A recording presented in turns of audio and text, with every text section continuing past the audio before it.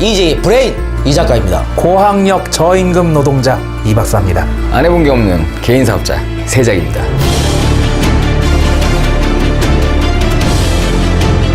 이 박사 이 작가 EJ 시작하겠습니다.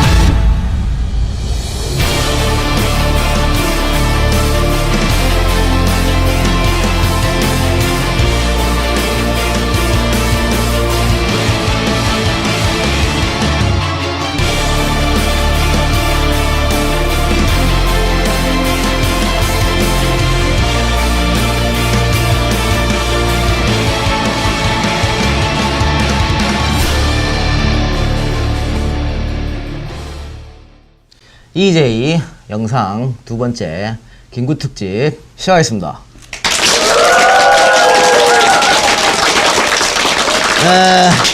안녕하십니까, 이 박사님.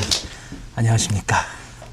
머리가 커도 슬프지 않은 이 박사입니다. 아니, 저 오늘 방송객들 오셨어. 아, 그러게요. 어때요? 예? 뭐 화기애애하고 무슨 사랑방에 모여가지고 잠시 후에 통성기도할 뿐이긴데.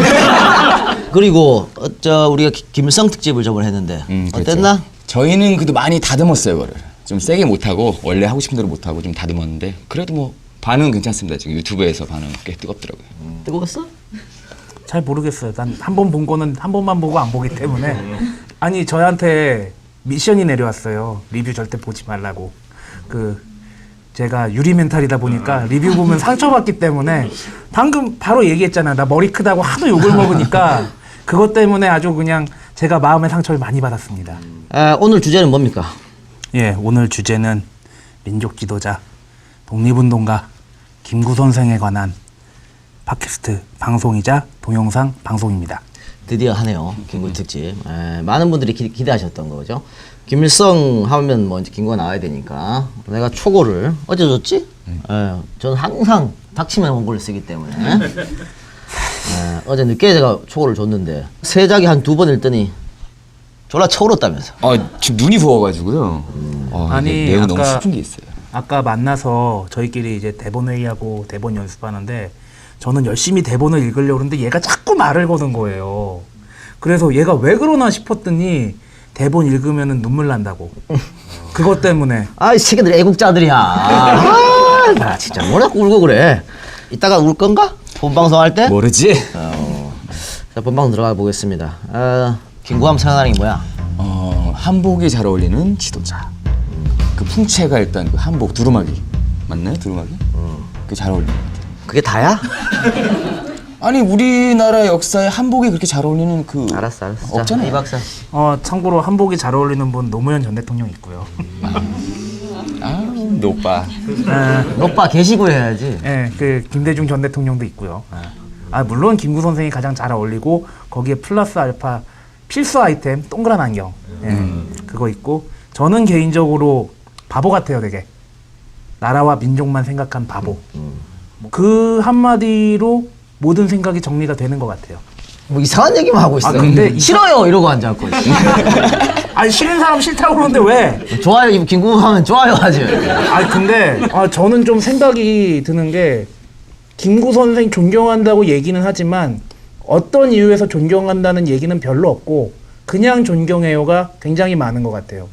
백범일지가 모 대학 필독서 중 하나로 돼 있다고 하는데 과연 김구 선생에 대해서 많이 아는 사람이 있을까? 제대로 아는 사람이 있을까? 그런 생각이 듭니다. 방금 이 박사가 백범일지를 얘기했는데 김구의 그 어린 시절 기록이 없어요. 기록이 백범일지밖에 없어. 그러니까 왜냐면 굉장히 보통 사람입니다. 김구는 어렸을 때 되게 보통 사람이기 때문에 어렸을 때 기록이 전혀 없다. 그래서 백범일지에서밖에 발췌할 수 없었다는 거고, 교양 필독서입니다. 이거 누구나 다 한번 읽어보셔야 되고, 어릴 생애부터 한번 시작 들어가 보겠습니다. 1876년 7월 11일 생인 이건 음력이고요. 양력으로 한 8월 29일입니다. 새벽에 태어나셨고, 황해도 해주 백운방 텄골 출생이라고 해요. 부친은 김순영, 모친은 곽낙원. 외아들입니다. 외아들인데 모친이 굉장히 어린 나이에 김구 선생을 낳으셨죠. 17살에 낳았다 그러는데, 그래서 되게 난산이었다 그래요. 아니 어릴 때 보면 더 잘 놓지 않나? 쑥 갈 것 같은데? 안 그런가? 되게 난산이어서 당시에 말에 그런 얘기 했었다 그래.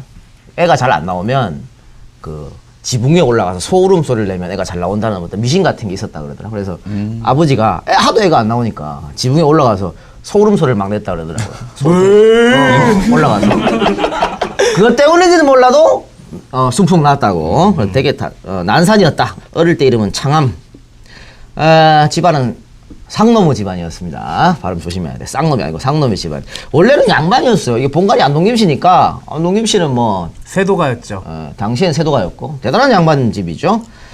경순왕의 신라 경순왕의 자손이고.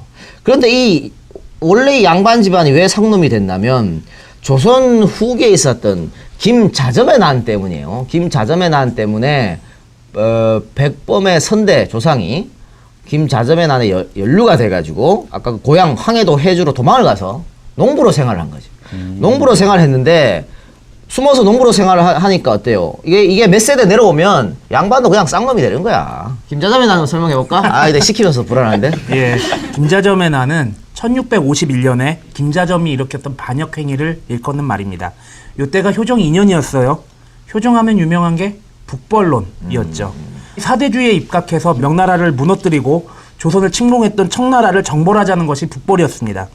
김자점이라는 사람이 청나라하고 친했어요. 그리고 조선을 한 방에 말아먹은 인조와 친했습니다. 그리고 이것을 바탕으로 권력을 휘두른 거죠. 인조 이후에 효종이 즉위하면서 영의정이었던 김자점이 잘립니다. 왜냐? 북벌론이 대두됐거든요. 청나라랑 친하니까 잘릴 수밖에 없죠. 이러다 보니 김자점이 불안하고 짜증이 난 거예요. 그래서 이 북벌론을 청나라에 일러 바칩니다. 예. 명나라만 인정한다는 뜻의 또 모종의 사건도 일러 바치는데 뭐냐면은 조선시대에 썼던 편지나 문서 같은 것에 청나라의 연호가 아닌 명나라의 연호를 쓴 거예요. 그러니까 청나라 인정 안 한다는 얘기거든요. 요것도 일러 바칩니다. 요게 딱 걸려가지고 귀양을 갑니다. 그런데 그 아들이 또 반란을 일으켜요. 그래서 사형에 처해집니다. 그런데 재밌는 게 김자점이 과거가 참 화려해요. 일단 음서로 관직에 진출합니다. 음서가 뭐냐면은 왜 고위관직자들 그냥 채용시켜주는 거 있잖아요. 그걸로 관직에 진출했고, 그리고 1등 공신 되려고 상궁한테 싸바싸바해서 1등 공신 되고, 그리고 자기 사돈이랑 같이 인조반정 일으켰는데 나중에 권력 다툼이 일어나니까 자기 사돈 배신해버리고 그런 케이스가 있는 사람입니다. 역사가 참 재밌어요. 이런 사람의 후손이 김구고, 독립운동가 최능진의 아들이 최필립? 네. 예, 거기까지만 하겠습니다. 최필립이 왜? 독재자의 딸의 집사였잖아요. 오, 독재자의 딸이라고 그래도 돼? 독재한 건 독재한 거지. 그래. 이렇게 해서 몇 대째 상민으로 살다 보니 그냥 쌍놈이 됐어요. 상태고. 아버지는 말이죠. 평상시에는 괜찮다가 술만 한 잔 먹으면 없는 정의감이 발동하는 사람이었지. 제가 싫어하는 그 주사. 이 동네에 말이야. 그 양반 행세를 심하게 하는 덕수이 씨와 진주광 씨 사람들이 살았는데 이 술만 먹으면 이 사람들한테 생패를 부리는 거야. 사기들아, 내가 한동김 씨한테 야이 나쁜 자식들아, 뭐 이런 거였죠. 자기도 안동김 씨 양반 가문 출신이란 말이야. 니들만 양반 아니고 이렇게 술만 먹으면 행패를 부렸다 그래요. 백범이 아마 조금 창피하지 않았을까? 그렇게 싶은데. 그렇지만은 아버지 이 김순영이 술고장이 심했지만 대단한 효자였다. 대단한 효자. 어느 정도 효자였냐면 백범의 조모죠. 그러니까 김순영의 어머니가 돌아가실 때 이 새끼손가락을 잘라가지고 단지라 그러지? 칼로 잘라서 피를 이렇게 넣어가 입에다 흘려 넣었다 그러더라. 그 예전에 왜 그런 효자들 이야기 보면 많이 나오죠. 피 해가지고. 그런데 그게 효과가 있나 봐. 한 3일을 더 사셨다고 그러는데 아들이 뭐 아버지를 따라가지. 그래서 백범이 나중에 백범의 아버지 돌아가실 때 이거를 따라합니다. 그래서 자기는 허벅지를 자르지. 허벅지 살 피를 해가지고 아버지한테 드렸는데 그래도 차도가 없으니까 한 번 더 잘라야 되잖아. 근데 아이씨, 이거 배아들아, 아이 졸라 아파. 이거였죠. 굉장히 망설여서 결국은 못 잘랐다 그래요. 그러다 굉장히 스스로를 다치겠다니. 아니 우리 아버지는 손가락 잘랐는데 나는 손가락 자를 용기도 없고 이걸 한 번 더 잘라야 하니까 처음 자를 때 너무 아팠단 말이야. 그때 생각하니까 못 자르는 거야. 그래서 굉장히 자기를 자책했다고 그럽니다. 그런데 이 정도만 해도 뭐 대단한 어떤 효자죠. 그죠? 아버지의 어떤 이런 걸 받아서 백범도 상당한 효자였다. 모친이 아까 광낙은 여사라 그랬는데 이 양반도 어떤 대단한 혈기가 있고 정의감이 넘치던 분이었습니다. 유명한 독립운동가입니다. 네, 그렇죠. 자, 그녀에 관한 일화를 몇 개 얘기해 볼까요? 백범이 대동강 나루터에서 일본인 시다를 죽입니다. 시다를 죽이고 사형 선고를 받는데 인천 감옥에 수감되죠. 이때 광낙원 여사가 자기 아들을 위해서 그 초가집, 자기가 살던 초가집을 아무도 못 들어오게 그냥 방 붙여버리고 집을 나와요. 집을 나와서 아들 옥바라지를 하는 거지.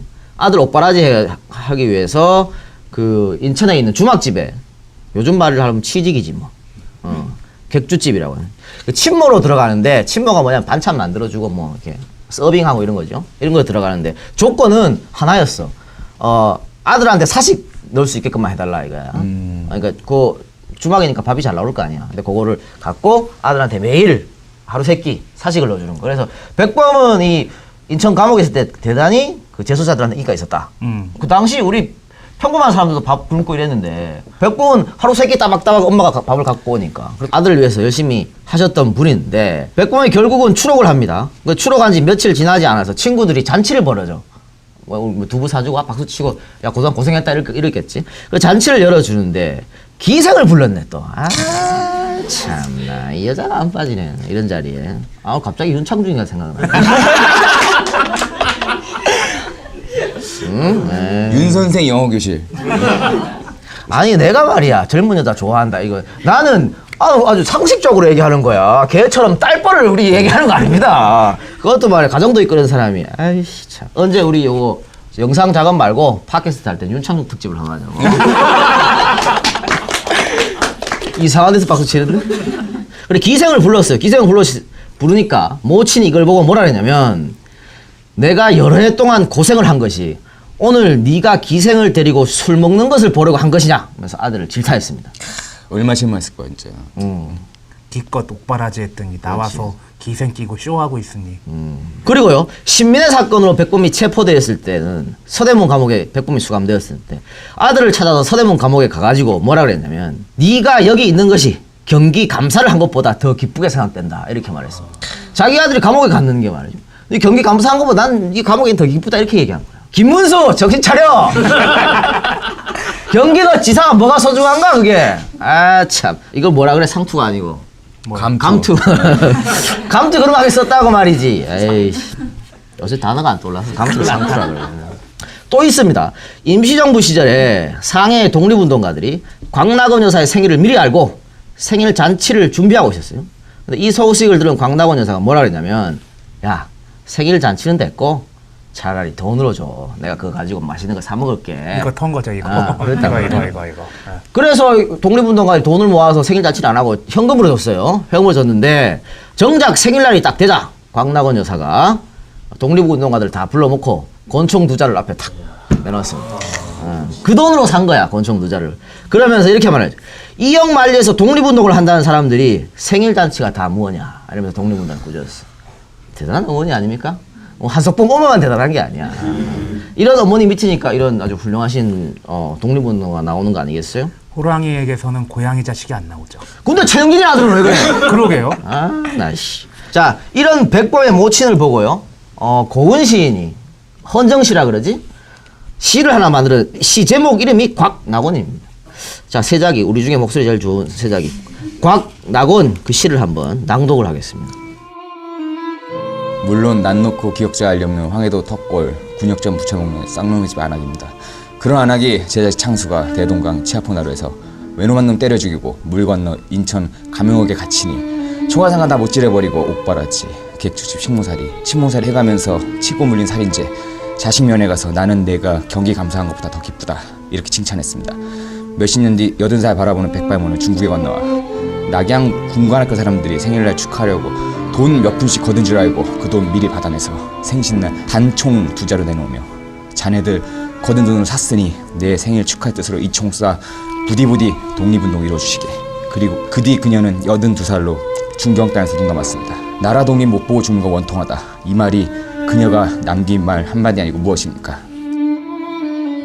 김구 선생이 4살 때 천연두를 알아요. 그래서 곰보 흉터가 있습니다. 저는 20살 때 수두를 알아서 흉터가 있습니다. 있어? 눈썹 여기 살짝 있습니다. 5살 때 강령으로 이사를 가요. 그리고 거기에서 2년 동안 삽니다. 그런데 같이 놀던 이생원의 집 아이들이 백범에게 해주천넘 놀리면서 때리고 괴롭히고 했다고 그래요. 여기에 김구 선생이 화가 나서 그 어린 나이에 집에 가서 식칼 들고 나온 거예요. 네 새끼들 다 죽여버린다고. 그랬다가 오히려 역으로 다구리를 당합니다. 정말 식칼 들고 갔어요 이 집에 애들 죽인다고 갔는데 자기 혼자 뭐 어떻게 할 수 있나. 거기는 또 여기도 이생원이니까 또 거기 데리고 있는 노비도 있을 테고. 예, 그래서 지역 유지였겠죠. 또 거기다가 오히려 다구리를 당했다고. 근데 어린 나이였으니까 뭐. 그 기백이라고 해야 되나? 그 깡 그건 정말 대단했던 것 같아요. 근데 사실은 이 6살, 5살 때 말이죠. 식칼 들고 애들 죽이고 이건 또라이지. 이게 뭘지. 아무리 백범이라도 이건 또라이지. 이러면 안 되지. 그래서 6살 때 식칼 들고 난리치고 7살 때는 다시 해주로 돌아옵니다. 해주에서 아버지가 동네 천민의 아이들을 모아서 서당을 만들었어요. 이때 백범도 함께 공부를 합니다. 통감 같은 역사서나 대학 같은 유교 경전을 공부하고 성적은 가장 좋았다고 그래요. 당시 이웃마을에 정문재라는 사람이 있었는데 이 사람이 백범이 뛰어나다는 소문을 듣고 백범을 가르치기 시작합니다. 그리고 선생의 권유로 과거 시험을 보기로 했는데 이때 백범의 나이가 17살이었습니다. 근데 이 과거 시험이 우리나라에서 마지막 과거 시험이었어요. 이승만도 과거 보지 않았었나요? 많이 봤지 이승만은. 그러니까 이승만은 많이 봤는데 다 떨어졌고 백범도 떨어졌어요. 근데 이거는 그럴 수밖에 없어요. 이승만과 백범이 뭐 성적이 안 좋고 공부를 못해 떨어진 게 아니고 다 정해져 있었지. 예. 합격자들이 다 정해져 놓고 형식적으로 시험 치는 거야. 그러니 되겠어 이게. 내정자가 있는 겁니다. 부정부패 비리의 온상이었어요. 뭐 요새 공무원 시험은 어떤지 모르겠는데 그래서 백범 선생도 낙방을 했지요. 여기에서 의기소침한 겁니다. 백범 선생이. 그리고 관상 공부를 시작합니다. 그리고 관상쟁이가 돼요. 제가 생각하기엔 과거 시험을 통해서 멸문지화 돼가지고 천민이 된 자기 집안을 일으키고 자신의 신분을 상승시키려는 의지 때문에 과거 시험을 본 게 아닌가 생각이 듭니다. 요것도 일화가 하나 있어요. 백범이 어렸을 때 자기 집이 이렇게 상노 집안인 줄 알고 되게 울었다 그랬거든. 그러니까 아마 과거를 통해서 신분 상승의 욕구가 있었지 않을까 그렇게 싶은데 이 과거 시험 칠 때 근데 백범이 자기 이름을 쓰지 않았어. 이 시험지에다가 누구 이름을 썼냐면 아버지 이름을 썼습니다. 나는 아직 젊으니까 아버지가 조금 그 관에 올라갔으면 좋겠다는 심정으로 쓴 것 같아요. 근데 그러거나 말거나 뭐 다 정해져 있는데 뭐. 그렇죠. 그래 똑 떨어졌어요. 그래서 관상쟁이가 됐다는 거지. 그런데 관상 공부를 한 다음에 백범 선생이 스스로의 관상을 봅니다. 그런데 아무리 뜯어봐도 내 얼굴은 도저히 성공할 얼굴이 아니구나 이런 생각을 했다고 그래요. 관상의 훌륭한 구석이 자기 얼굴엔 하나도 없는 겁니다. 그래서 굉장히 좌절하고 낙심했다고 그럽니다. 관상 공부를 했으니까 내 관상은 어떻지 않은데 잘난 구석이 하나도 없는 거야. 그래서 이게 지금 이 박사가 좌절하고 낙담했다 그랬는데 진짜 나는 이렇게 살다 죽는 건가? 이런 식으로 상당히 심각했다 그래요. 응? 저도 아침에 세수하면서 제 얼굴을 보면은 좌절하고 낙심합니다. 그러니까 제 머리 크다고 얼굴 못생겼다고 너무 실망하지 마세요. 저희 어머니가 낳아주신 겁니다. 감사합니다. 거짓말을 누나나 깜짝이야. 아니 저기 군대 있을 때 날씬했다며. 67kg. 그러니까 그럼 지금보다 한 20-30kg 떨어지는 건데 그렇겠죠? 그때 머리도 얼굴은 작아져, 머리. 어떻게 얼굴은 이만한데 67kg였나? 네, 얼굴은 이만한데 몸은 67kg. 그러니까 면봉인데, 면봉? 키는 조그맣고 그러니까 대가리 이만하면 막 다니는 거예요. 모여라 꿈동산 알아요 옛날에? 길을 지나 구름을 타고 꿈동산에 왔어요. 뭐 이거 탈 쓰고 이렇게 하잖아. 아 역시 오늘 누나 팬들이 많아가지고 다 알아 모여라 꿈동산 얘기하면. 자 1893년에요 18살 때 동학운동에 가담합니다. 이때 이름을 바꿔요. 창암에서 창수로 바꿉니다. 근데 왜 백범이 동학에 빠졌나 하는 그 신분제도에 대단히 그 울분을 느끼고 있었다 백범이. 그래서 근데 동학은 말이지 만인이 평등하다는 평등사상을 주장하니까 네. 여기에 매력이 빠질 수밖에 없었겠지 백범 선생이. 그래서 열심히 포교생활을 해가지고 나름 이 해주 지방에서는 상당히 이름을 알립니다. 몇백 명을 포교했다 그러더라고 이렇게. 제가 여기서 한 말씀 드리면은 나중에 접주라는 단어가 나옵니다. 전봉준도 접주였죠. 근데 동학이라는 것이 포접제라는 게 있어요. 이게 일종의 다단계식 포교 방식인데 몇 명을 모으면 어떤 클래스로 올라가고 몇 명을 모으면 어떤 클래스로 올라가는데 그 명칭 중 하나가 접주입니다. 굉장히 높은 직이에요. 그래서 접주가 돼요. 접주가 돼가지고 나중에 이대 교주가 누구지? 최시형. 직접 만나기도 했어. 그러니까 접주로서 그 황해도에서 이름을 알렸기 때문에. 하여튼 굉장히 열심히 동학 그 활동을 했다. 그래서 접주가 되니까 어떻게 보면 이 책임자죠. 해주에서 책임자. 그래서 나중에 혁명이 일어나죠. 예, 과거농민 전쟁. 동학 전쟁이 일어날 때 이 해주성 싸움에서 선봉장이 됩니다. 백범 선생이 선봉장이 돼서 일본군과 광군과 싸우게 되죠. 이 해주성 싸움에서 당시에 안진사라고 불리는 안태훈이라는 사람이 토벌군으로 있었어요. 동학농민군 토벌군. 안진사, 안태훈. 근데 이 사람이 백범을 되게 아꼈어요. 내가 토벌군이긴 하지만 저 동학농민군에 있는 백범이라는 애가 굉장히 뛰어난 인물이다. 적장이지만. 적장이지만 아껴서 밀사를 보냅니다. 편지를 써가지고 뭐라 그러냐면 내가 당신을 매우 아낀다. 당신이 있는 곳과 내가 있는 곳이 매우 가까우니 만일 이쪽을 치려고 하면 당신이 크게 다칠 것이다. 그러면 아까운 인재를 잃게 된다. 부디 경고망동을 하지 말라. 이렇게 요청을 하고 백범이 이에 응낙해 소위 말하는 뭐라 그래 신사협정이 체결되는 거죠. 그런데 이 안진사 안태훈이가 누구의 아버지냐면 안중근의 아버지예요. 안중근 의사의 아버지입니다. 이 전쟁이 끝나 결국은 동학 실패하죠. 네. 실패하고 그렇죠. 백범이 갈 데가 없어가지고 20살 때 어디로 가냐면 안진사 집으로 가요. 참고로 안중근의 고향도 황해도 해줍니다. 예. 안진사의 집으로 들어가서 식객 생활을 하는 거죠. 거기 가서 그냥 뭐 밥도 얻어먹고 뭐 그렇게 사는 겁니다. 그런데 자기들 식구도 이 안진사 댁으로 불렀어요. 자기 식구도. 그래서 그 안진사가 굉장히 백범을 돌봐줬다는 얘기지. 그러면 이러면서 처음 만나는 거야. 어린 안중근과. 사이는 별로 안 좋았다고. 별로 안 좋은 게 아니고 뭐 서먹서먹했다 그래요. 서먹서먹했다 그러는데. 근데 안중근의 동생들하고는 친하게 지냈거든요. 나중에 뭐 같이 독립운동도 하고 그랬으니까. 그리고 이 안진사의 집에서 당대 유학자이자 이 백범의 스승입니다. 고능선이라는 사람을 만나게 되고 굉장히 고능선으로부터 가르침을 많이 받았다 하는 거죠. 그래서 백범은 나중에 힘든 고난을 겪을 때마다 스승의 이 고능선의 스승의 가르침을 되새겼다고 합니다.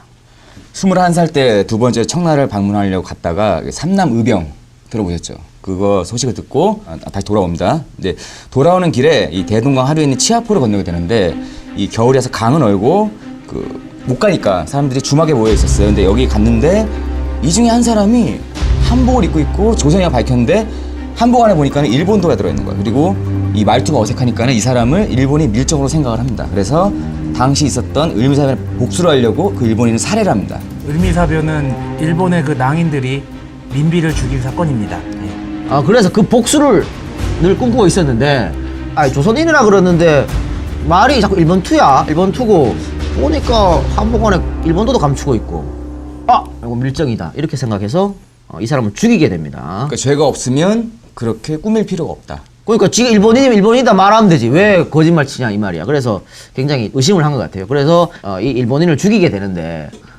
난자에서 죽였어요. 일본인이 갖고 있는 칼을 뺏어가지고 도륙을 내는 거지. 그렇게 난자에서 죽였다고 그래요. 이 죽었을 때 800냥 갖고 있었는데 이건 다 나눠줬어요. 거기 나눠주고 그 술집 주인을 시켜가지고 국모, 보수, 해주, 백운반, 턱골, 김창수 자기 이름 쓰게 한 거예요. 그래가지고 이거 동네에 붙였습니다. 그리고 집에 가서 기다립니다. 체포되는 거예요. 이 국모 보수가 뭐냐면 국모를 내가 복수했다 이 말입니다. 그래서 이걸 복수한 사람이 나 해주, 백운방, 턱골, 김창수 나다 이거를 붙여놓고 집에 가서 기다린 거야. 나 뭐 떳떳하니까 죄진 게 없다 해서 기다렸는데 경찰들이 멍청한 건지 어땠는지 한 석 달 뒤에 잡으러 왔어요. 우리 국정원 애들 아니야 애들? 근데 이 사람이 진짜 군인이었냐는 좀 논란이 좀 되고 있어요. 이거를 그 백범 일지에서는 일본 육군 중이라고 했는데 당시 일본 기록하고 다른 자료를 보면 그냥 상인, 민간인. 이게 만약 인정이 되면 군인을 죽인 게 아니라 민간인을 죽인 게 되는 거죠. 그래서 이것 때문에 백범의 스크래치입니다. 이게 유일한. 특히 이제 그 뉴라이트 애들은 이걸 문제 삼아서 김구를 테러리스트라고 하죠. 죄 없는 상인을 죽였다 이렇게 되는 거지. 그러니까 백범일지는 육군 중이라고 되어 있습니다만은 일본 자료나 이런 거 봤을 때는 일반 상인일 확률이 높죠. 우익 일본 만화 그리는 한국 사람 있잖아. 그거 아마 최주룡인가 아마 뭐 있을 거야. 근데 그 양반이 나는 그 국회에서 이거 막 폭로하고 하기도 그랬어요. 이거 지금 일반인 죽였다고. 결국 뭐 명예훼손으로 구속되고 있습니다. 사실은 사실대로 말해야 되지. 그죠? 아무리 백범이라고 포장할 필요가 없잖아. 사실은 사실대로 말하고 뭐 그렇게 해야 되는 거니까. 계속 하세요. 어쨌든 이게 전국을 떠들썩하게 만들고 그 이완용 이때 외부 대신 하고 있었죠. 그 직접 지령제 1호를 발해가지고 그 범인 잡아와라 해서 석 달 뒤에 붙잡히고 고문을 당합니다. 1890년 7월 26일 해주옥에서 인천 감옥으로 이송이 되고요. 인천 감옥에서 장티푸스에 걸려서 심한 고생을 합니다. 그 일에 너무 힘드니까 자기 손톱으로 여기다 충자를 새기고 자살하려 했어요. 근데 그 실패를 하고요. 당시는 아직 대한제국이었기 때문에 백범에 대한 신문은 일본 경찰이 아닌 조선의 감리가 했습니다. 신문가는 백범에게 치아포에서 일본인 살해한 여부를 물으면서도 집요하게 이 사건이 단순 죄물 약탈로 몰아가려고 신문을 했습니다. 이거는 그런 거죠. 백범이 뭐 정의에 의해서 너는 한 거 아니다. 너는 단순히 돈 빼들려고 하는 거 아니야? 이렇게 아주 아주 뭐라 그래요? 아주 몰입의 단순, 협작군 이렇게 몰아가려고 하는 거였어요. 이런 신문관들의 백범은 국모의 원수도 못 갚은 관리들이 부끄럽지 않느냐 거꾸로 호통을 쳤습니다. 그리고 신문 과정을 감시하는 일본 순사 그 와타나베한테는 이렇게 욕을 합니다. 야 이 개새끼야! 니들은 어찌하여 우리 국모를 시해하였느냐? 내가 죽으면 귀신이 되고 살면 몸으로 네 임금을 죽이고 외놈을 씨도 없이 다 죽여서 우리 국가의 치욕을 씻으리다. 이렇게 얘기했더랍니다. 이거는 그래요. 진짜 야 이 개새끼야 그랬다니까. 아니 야 이 개새끼 정말 야 이 개새끼. 이거 그 일본 수사 와타나베가 우리 관리가 신문한다 그랬죠? 우리 관리가 신문하고 있는데 옆에 자꾸 감시하고 있는 거야. 그러니까 신문 봤다가 따가우니까 야 이 개새끼야 너는 이렇게 나와요. 이 기록에 의하면요. 지금 그 백범일지에는 와타나베라 그랬는데 그 기록에 의하면 와타나베가 아니고 경북 카미야 키요시라고 돼 있거든요. 근데 와타나베가 그 당시에 왔다 갔다 했기 때문에 뭐 그리고 일본에 와타나베가 졸라 많어. 한둘이 아니야. 뭐 독한 와타나베야. 네. 그렇기 때문에 이게 뭐 꼭 아니지는 뭐 알 수 있다. 뭐 네. 그런 거예요. 그래서 결국 사형 선고가 내려집니다. 그렇게 해서 백범 선생이 감옥에 갇히죠. 감옥 생활에서 독서를 통해서 신세계를 봅니다. 무슨 신세계냐? 외놈 한두 명 죽이는 것보다는 교육이 훨씬 더 중요하다라는 것을 독서를 통해서 깨달은 거죠. 우리 BJ도 아니 감옥 가면 좋다니까 이렇게. 씨발 나 좀 보내줘. 이렇게 얘기하면 보내달라고. 검찰들 주지로 잡지 말고 날 잡아. 아니 주지는 저 미국 빨리 보내주고 날 좀 잡아가라니까. 감옥 가서 공부 좀 하게. 이렇게 애원한다. 제발 에이씨. 잡아가 주세요. 예, 지금. 계속 들어가겠습니다. 당시 백범 선생이 유학뿐만 아니라 서양 문물에 대한 책도 굉장히 많이 읽은 것으로 알려져 있습니다. 어떤 책을 읽었냐면 사형 집행되기 몇 시간을 앞두고도 태연스럽게 책을 읽을 정도였다고 해요. 마음을 비운 거죠 이제. 네. 이게 쉬운 게 아니죠. 아니 이따가 점심 먹고 이건데 아침에 책을 이렇게 지금 이게 되나? 그거 대단한 거지 이거는. 보통 사람으로는 할 수 없는 그런 일이라고 봐요. 예. 자, 시계는 째깍째깍 흘러가서 몇 시간 뒤면 사형에 처해질 운명이었습니다. 그런데 김구 선생에게 천운이 내려집니다. 고종 황제가 최종 결정을 하려고 서류를 다시 보니까 죄목이 국무 보수를 내세워 살인이라고 적혀 있던 거예요. 이것을 본 고종이 야 사형 집행하지 마 정지 이걸 명령합니다. 이게 사형 판결 2시간 전에 내려진 명령이래요. 그리고 딱 요때 서울에서 인천 간 전화가 개통이 돼가지고 초스피드로 연락을 할 수가 있던 거예요. 옛날처럼 뭐 말 타고 가나 그냥. 그렇죠. 잠깐 정지. 그러니까 어떻게 보면 행운이었고 이거 고종이 그거 안 봤으면 사인할 때, 그죠? 대충 그냥 알아서 해 이랬으면은 그냥 이거지 뭐. 그러면 이제 그거 되는 거죠 아차산. 그게 맞아요. 그 아차산 유래가 그게 맞아요. 근데 이게 또 어떤 기록에서는 전화가 아니고 전보라는 얘기도 있는데 뭐 전화든 전보든 어쨌든 극적으로 살아났다 이렇게 말하죠. 1898년 3월 9일 김구 선생이 탈옥을 합니다. 아니 이때 사형은 면했는데 그래도 감옥에 있어야 되니까 그래서 탈옥을 하게 되죠. 근데 이 당시에 감옥이 별 뭐 이렇게 심하게 하지 않았는데 이승만도 도망갔자 탈옥했잖아. 그러니까 마음만 먹으면 막 탈옥하고 그랬나 봐요. 김구가 탈옥을 해서 김구 선생의 아버지께서 대신 감옥에 들어갑니다. 이게 진짜 족같은 법이지. 아들 도망갔다고 아버지 대신 잡아놓는 이런 개같은 법이 어딨나? 아유. 그런데 더 웃긴 건 백범 선생은 이 사실을 알지 못하고 남도를 막 돌아다녀요. 백범이 대단한 효자를 자기 허벅지까지 자를 정도로. 근데 나 대신 아버지가 들어갔다 그랬으면 그걸 알았으면 가만히 있었겠어요? 그렇죠. 몰랐지. 옛날에 뭐 편지가 있어, 뭐 전화, 핸드폰이 있어, 뭐가 있나? 이 남도 기행이 이제 전라남도를 막 돌아다닌 건데 전남 지방에서 그 백범과 전라도의 뭐 어떤 관계를 이렇게 이거 단순 여행인데 뭐 또 그렇게 엮으려고. 그렇게 많이들 엮어요, 근데. 예. 엮는 거 너무 좋아해. 그리고 가을쯤에 머리를 깎고 절에 들어가서 승려가 됩니다. 그때 당시 법명이 원종이었다고 해요. 그리고 그때 공주 마곡사로 출가를 한 걸로 알고 있습니다. 1899년 가을에 1년 만에 절에서 나옵니다. 그리고 절에는 못 있구나. 그치? 이거를 말이죠. 뭐 서울대 우리 신교수 할 때 그 양반이 뭐라 했는데 왜 1년 만에 절에서 나왔냐. 그러니까 백범이 들어가 보니까 이렇게 절에만 있어가지고는 독립운동이 안 된다. 그러니까 자기 큰 뜻을 뽑고 이런 내가 봤을 때 그냥 절에 있기 싫어서 나온 거지 뭘 자꾸 이렇게 꾸밀라 그래. 절에 있기 싫어서 나온 거야 그냥. 그리고 이때쯤 이름을 김구로 개명을 합니다. 그리고 이후에 김구 선생은 교육과 계몽 사업에 매진하게 되는데요. 27세 되던 해 친척 소개로 당시 17살이었던 여옥이라는 처녀와 맞선을 보게 됩니다. 이 당시 백범 선생의 부친이 사망을 했어요. 그래서 여옥이라는 처녀를 만났을 때가 3년상을 치르고 있던 때였습니다. 백범 선생은 여옥이라는 사람과 1년 후에 결혼하기로 하고 약혼만 했습니다. 그런데 곧이어서 여옥이 어린 나이에 사망을 합니다. 백범이 직접 가서 장례를 치렀다 그래요. 대단히 사랑했던 것 같은데. 여복은 참 없네요, 진짜. 아, 그러니까 이거 전에 2번이나 파혼당했거든. 결혼을 못하고 약혼했다 파혼했고 이후에 또 안창호 선생 동생이랑 약혼했다 또 파혼합니다. 그러니까 4번. 남명이 같지 않나? 아이고야. 아, 4번을 파혼 이게 여복이 굉장히 없었다. 아, 원래 진짜 말이죠. 몰랐다. 우리 독립운동가들은 참 여자가 많았는데 우리 백범 선생은 이렇게 뭐 여복이 없었던 것 같아. 그런데 이렇게 뭐 10살 밑에 사람들하고 좋네. 아이고. 여기 다 누나들이야 지금. 어? 28세 되던 해 기독교에 심취합니다. 유교, 동학, 불교, 기독교로 종교 그랜드슬램을 달성하게 돼요. 그리고 29세 되던 해 이번엔 18살에 또 11살 차이야. 아 진짜 나 왜 자꾸 너한테 눈길이 갈까? 한 바퀴는 괜찮은데 그거 좀 너무 좀 과하지 않나 이거? 우리 저 김일성처럼 뭐 한 바퀴 돌아서 15살 그렇지 않잖아. 그렇지. 드디어 결혼을 합니다. 결혼할 당시 백범 선생은 지속적인 교육 사업으로 황해도에서 꽤 이름난 명사가 되었습니다. 보강학교라는 곳의 교장을 맡기도 했는데 당시 보강학교의 교사 장덕준이 자기 동생을 데리고 학교에서 숙식을 했습니다. 이 장덕준의 동생이 바로 장덕수였습니다. 장덕수는 김대중 특집에서도 나왔고 여운형 특집에서도 나왔는데 처음 들어본 것 같은 표정을 하고 있어요. 이 나중에 장덕수가 암살을 당해요. 그런데 그 배후로 백범 선생이 지명됩니다. 그래서 그 때문에 법정에 서기도 합니다.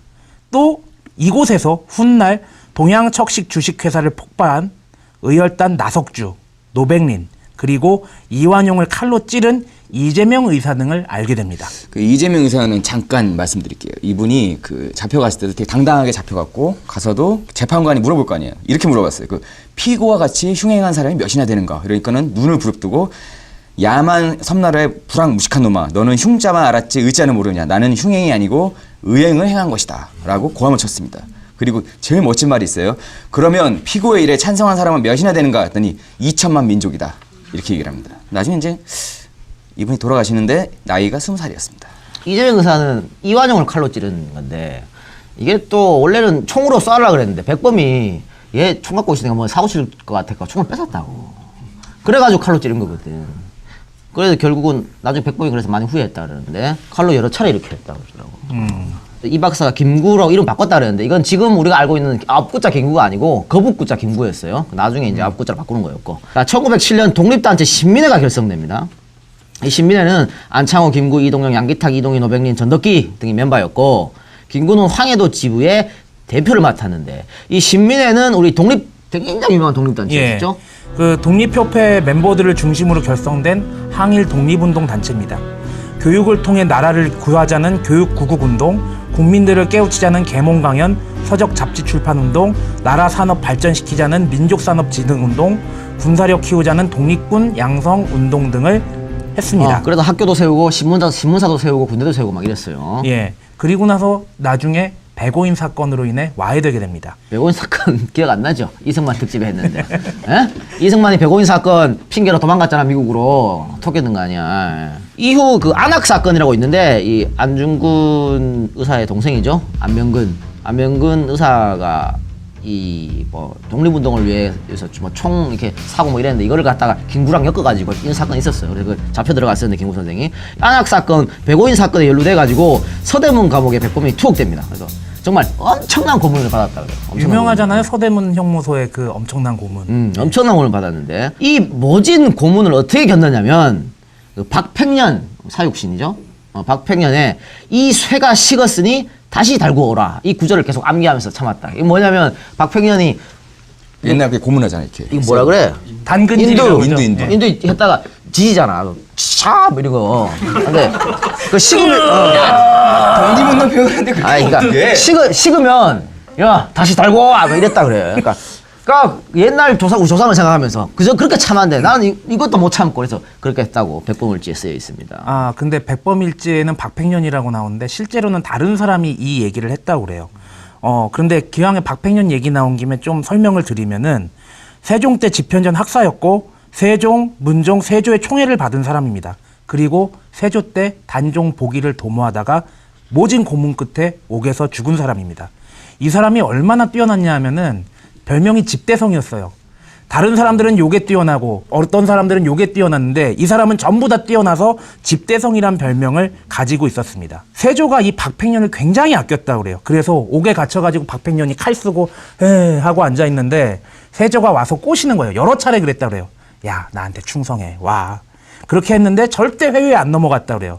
그래서 세조가 이 사육신들을 가리켜서 당대에는 난신이라고 평가를 받겠지만 후세에는 충신이라고 평가를 받을 것이다 라고 했다고 합니다. 그리고 또 재미있는 게 세조가 왕이었을 때 지방관이었거든요. 박팽년이라는 사람이. 지방관이니까 이제 중앙에 편지라든지 서찰이라든지 공문을 보낼 거 아니에요. 그런데 뭐 예를 들어서 신이 생각하기에 라고 써야 되는데 거기에다가 신이라는 말 신하 신자를 하나도 안 쓰고 난네 신하가 아니다는 뜻이야? 예, 직위하고 이름만 써서 보냈는데 세조하고 세조 주변의 신하들이 그걸 아무도 몰랐다고 합니다.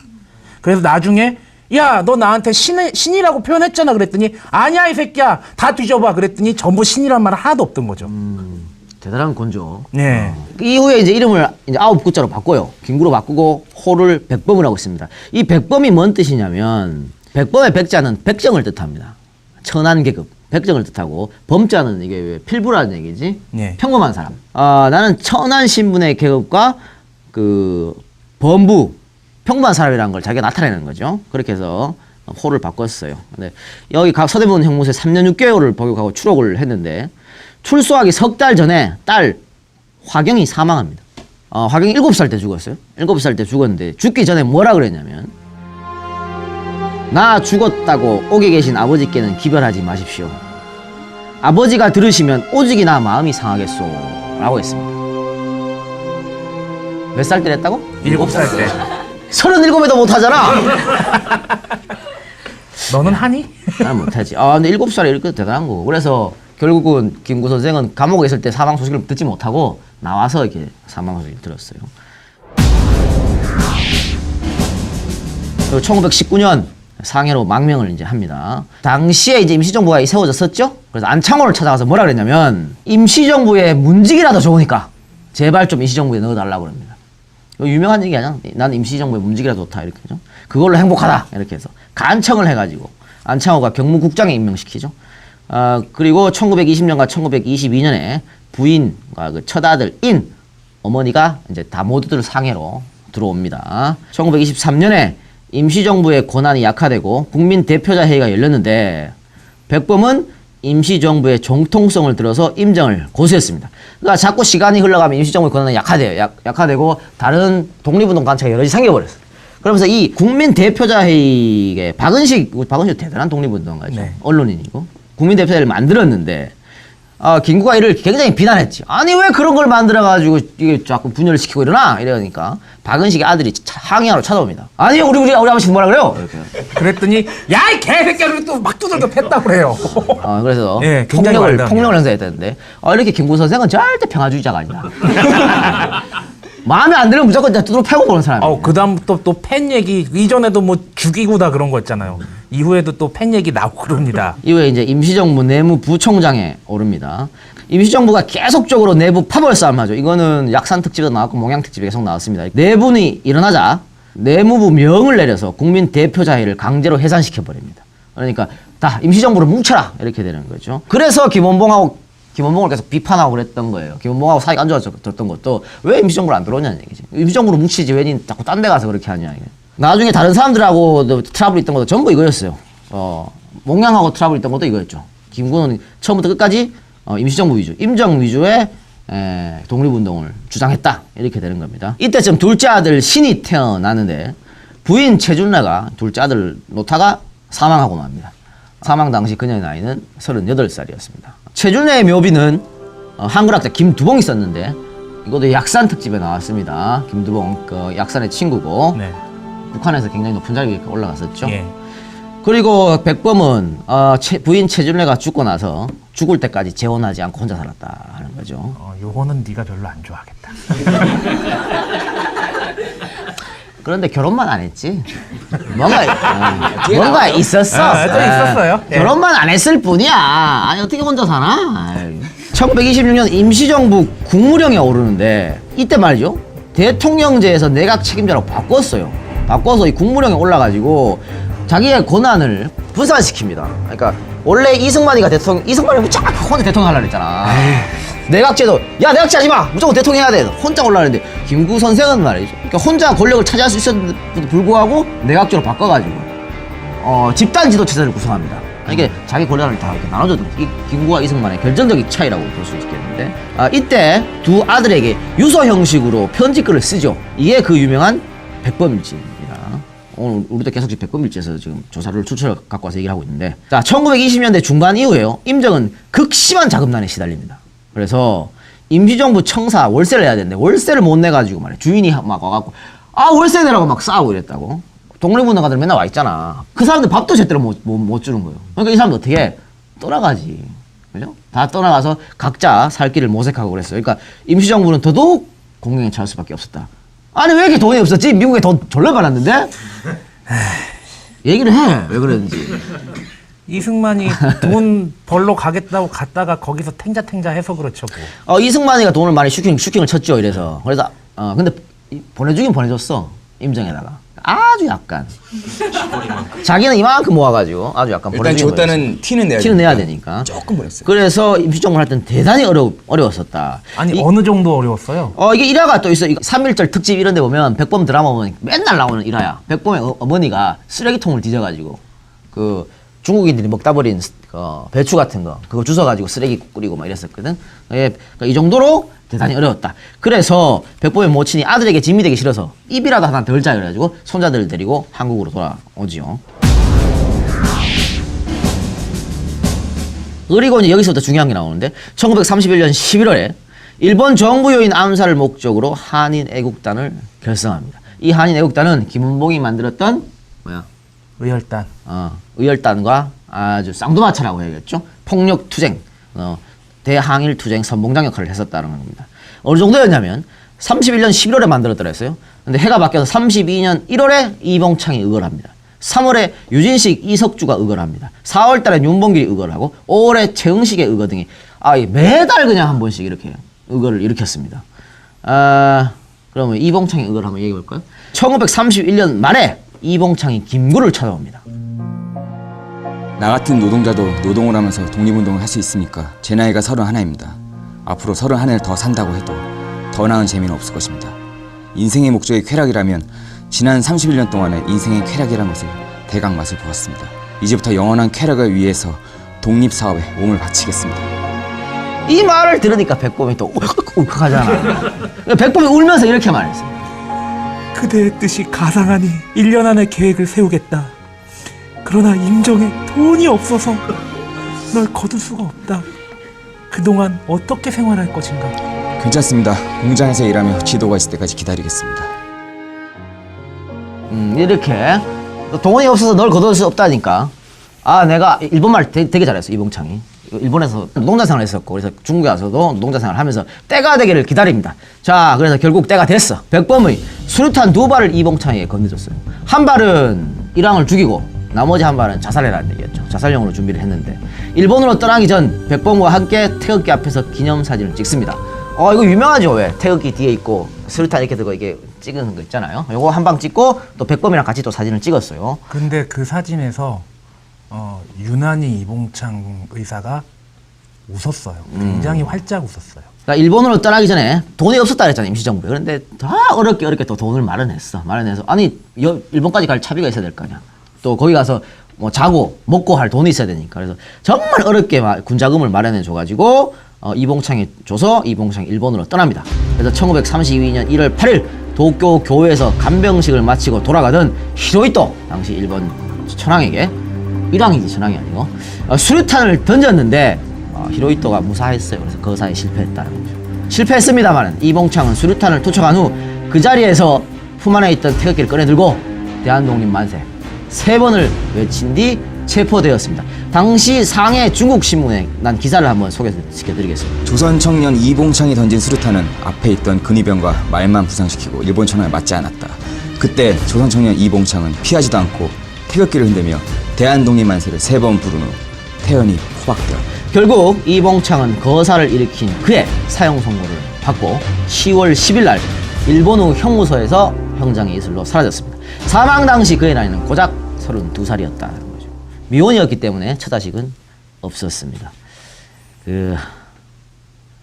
아까 20살 얘기도 했었지만 우리 의열단 다 20대였죠.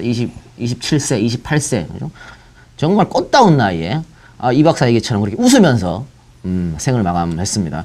약산 특집에 박재혁 의사가 왜 편지 보냈다는 거 있었잖아요. 그것도 얼마나 아름다운 거야.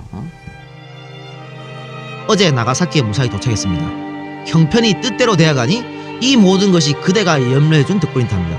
좋은 일이 있을 것 같습니다. 몸과 마음이 모두 즐겁습니다. 그대의 얼굴을 다시 보기는 어려울 것 같습니다. 낭만도 있었던 사람이고 그 독립운동가도 이랬던 것 같아요. 잘 들어 이 친일파 개새끼들아. 이봉창 의사 거사 다음 달인 2월에 중국인 잠수부들을 이용해서 상하이 주둔 일본군 사령부에 신형 잠수정 이즈모호 폭파 계획을 세웠으나 실패하고 말았어요. 이거 왜 실패했냐면 이거 당시 돈으로 1,000원인가 2,000원 엄청난 돈을 들여서 이거 계획을 세웠거든. 백범이 잠수정 이즈모호를 폭파해야 되는데 잠수정이 바다에 있잖아요. 그러니까 일단은 바다까지 가야 되는데 뭐 이게 잠수복도 없고 그러니까 어떻게 저 일을 하지 고민하고 있었는데 중국 대륙에 말이죠 희한한 사람들이 많잖아. 한 10분 이상 잠수할 수 있는 애들이 있대. 산소통 없이. 그래가지고 백범이 그래 씨발 걔들 데리고 와. 그래서 걔들 돈 주고 샀어 3명을 10분 이상 잠수할 수 있다 그래서 난 중국에 장풍을 쏠 수 있는 사람이 있을 것 같아. 한 10억 인구증이 없을까 할 때 사가지고 보냈단 말이야. 잠수부들이 이제 신호를 주면 폭파 눌러가지고 폭파시키기로 그 잠수정에다가 폭탄을 붙이는 거죠. 시한폭탄. 중국 애들이 붙이고 나오는 건데 이 중국 애들이 쫄아가지고 말이야. 여기가 배가 있는데 못 가고 여기서 머뭇머뭇거렸단 말이야. 그러니까 여기서 다 틀렸어. 그 중국 애들만 죽었어요. 이게 다행이라 그래야 되나? 우리 독립운동가들 안 죽었으니까. 근데 그 거금 정말 없는 노래 모아 아티클 모아갖고 보내놨더니 이거 배도 못 터뜨리고 그래서 실패를 했어요. 이즈모 폭파 계획이 실패할 때쯤에 백범을 찾아온 우국 청년이 또 한 명 있습니다. 이봉창보다 훨씬 젊은 친구였습니다. 그가 바로 윤봉길 의사입니다. 아무리 보아도 죽을 자리를 구하기 어렵습니다. 동경 사건과 같은 계획이 있거든 부디 저를 써주십시오. 이봉창 의사가 도쿄 폭파 사건을 일으킨 걸 보고 뭔가 느낀 게 있었어. 내가 아무리 죽으라 그래 죽을 자리가 없다. 백범 당신이 날 좀 죽을 자리를 안내해달라. 이렇게 해서 찾아온 겁니다. 그런데 윤사는 이봉창 의사보다 더 젊었지만 이때 처자식이 있었어요. 그럼에도 불구하고 이렇게 백범을 찾아왔습니다. 4월 27일 날 역시 기념사진을 찍고 28일에 두 아들에게 전하는 유서를 씁니다. 되게 유명한 거죠. 너희도 만일 피가 있고 뼈가 있다면 반드시 조선을 위하여 용감한 투사가 되어라. 태극의 깃발을 높이 드날리고 나의 빈 무덤갓 앞에 찾아와 한 잔 술을 부어놓으라. 그리고 너희들은 아비 없으면 슬퍼하지 말아라. 사랑하는 어머니가 있으니 어머니의 교육으로 성공하기를. 동서양 역사상 보건대 동양으로 문학가 맹가가 있고 서양으로 불란서 혁명가 나폴레옹이 있고 미국의 발명가 에디슨이 있다. 바라건대 너희 어머니는 그의 어머니가 되고 너희들은 그 사람이 되어라. 자기 아들들, 두 아들들을 향해 이런 유서를 정말 들으면 눈물 나는 그런 유서를 남겼습니다. 윤봉길 의사가 그 전에 이제 어릴 때 굉장히 다양한 분야의 학문을 많이 익혔다고 그래요. 그래서 신학문을 배우다가 우리나라와 안 맞는 내용들이 있으면 굉장히 그 소학교 시절에 싸우고 그래서 나 신학문 안 해 그리고 한학을 공부하고 그래서 이런 그 스펙트럼이 나오는 것 같아요. 그 서양, 동양 그리고 과거와 현대의 다양한 인물들에 대해서 많이 알고 그 유지를 죽기 전에 아이들에게 남긴 겁니다. 아비 없으면 슬퍼하지 말아라. 아버지 없는 거 슬퍼하지 말고 니들도 피가 있고 뼈가 있으면 반드시 조선을 위해서 용감한 투사가 돼라. 니들도 같이 죽어 나 따라서 이렇게 얘기하는 거 아닙니까? 아주 빚덩이 같은 아들들한테 얼마나 대단한 사람이에요. 이렇게 유서를 쓰고요. 백범과의 그 최후의 만찬을 즐기죠. 식사를 같이 합니다. 근데 최후의 만찬이 끝날 때쯤에 윤봉길 의사가 김구를 보니까 김구가 시계가 굉장히 낡은 시계를 차고 있었던 모양이에요. 그 낡은 시계를 차고 있는 거 보고 뭐라 그랬냐면 제가 갖고 있는 이 시계는 어제 6원을 주고 산 시계인데 선생님 시계는 2원짜리니 제 것하고 바꿉시다. 제 시계는 앞으로 1시간밖에 쓸 데가 없으니까요.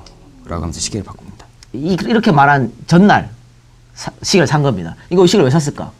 정확한 시계에 폭탄을 던지려고. 그것 때문에 시계를 산 거예요. 근데 자기는 6원 주고 샀단 말이야. 근데 백범이 차고 있는 시계는 2원짜리야. 내 시계는 앞으로 한 시간밖에 쓸 데 없으니까 선생님 거랑 나 거랑 바꾸자고. 그 시계를 바꿉니다. 이 손목시계 아니고 이거지. 회중시계라 그러나? 이렇게 뚜껑 뚜껑 해놓은 거. 그 시계입니다. 그 시계인데 나중에 말이죠. 광복이 되고 백범 선생이 이 시계를 들고 윤봉길 의사의 모친을 찾아가요.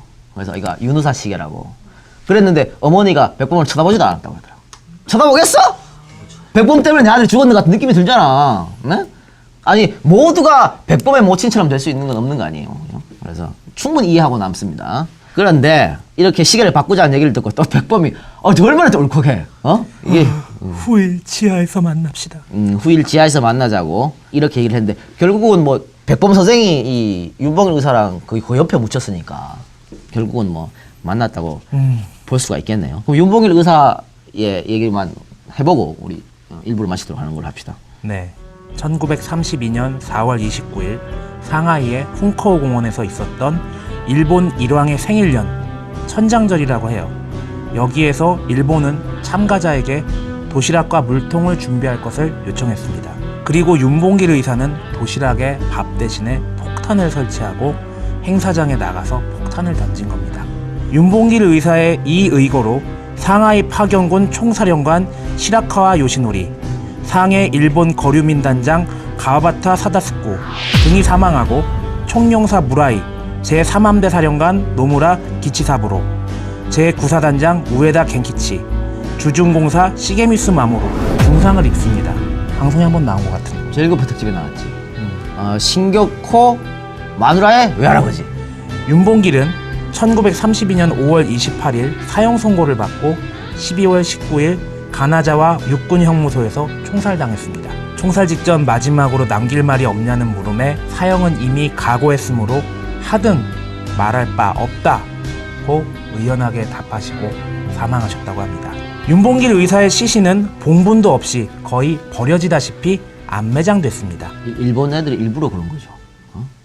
왜냐면은 이게 왜 치욕스러우냐? 사실 우리가 운동가들이 의사들이 성공한 케이스가 별로 없거든요. 안중근 의사나 윤봉길 의사를 빼고는 거의 성공한 케이스가 없어요. 다 실패하고 이랬는데 윤봉길 의사는 지금 여러 명을 죽여버렸거든요. 그러니까 일본으로서는 치욕스러운 거고 복수를 하려고 봉분도 없이 그냥 끌어묻어 버린 거지. 소위 말해서 땅 구덩이 파서 그냥 이렇게 해버린 거예요. 이 시체를 수습한 사람이 박열이라는 사람인데 이것도 김구 선생이 지시한 겁니다. 윤봉길 의사가 돌아가셨을 때가 나이가 25살입니다. 그의 둘째 아들은 어릴 때 사망했습니다. 그리고 그의 손녀는 새누리당에 입당했습니다. 가만 씨발 진짜 짜증 확 나네. 박근혜 대통령 인수위에 있습니다. 윤주경 씨. 그리고 아니 뭐 세상이 이래. 나 참나. 아니 어떻게 윤봉길 의사의 손녀가 에이씨. 그리고 윤봉길 의사의 이 의거에 대해서 박헌영과 이승만은 비난을 했습니다. 박헌영 같은 경우에는 윤봉길 의사의 의거에 대해서 민중의 계급적 각성과 연대가 없는 극소수의 내가 활동이라고 했습니다. 씨팔 욕을 안 할 수가 없어.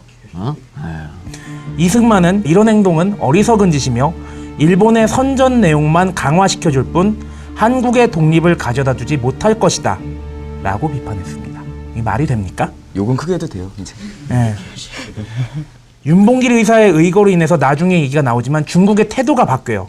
그리고 장제스와 당시 국민당 정부가 지원을 합니다. 아니 그러면은 당시 국민당과 장제스는 바보들입니까? 바보를 지원한 겁니까? 지금 이 박헌영 얘기가 나왔는데 말이죠. 내가 어디서 그랬더라? 무슨 방송인지 모르겠는데 박헌영을 얘라고 표현했어. 얘. 걔. 박헌영 걔도 대단하냐?